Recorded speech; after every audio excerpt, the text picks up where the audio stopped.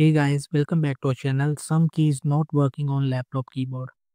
So first of all, we will just move in the windows and just type update. Just tap for check for updates. After, as you can see, there's an option troubleshoot. Just tap. Now just tap for additional troubleshooter. Right over here, scroll down and just find keyboard. Just tap, run the troubleshooter. So it will be detecting issue. So it has been completed. Close it and just check your keyboard. So if it resolved, so that's good. If not, the second method is that we will just move again this windows, just tap right click and just tap for device manager.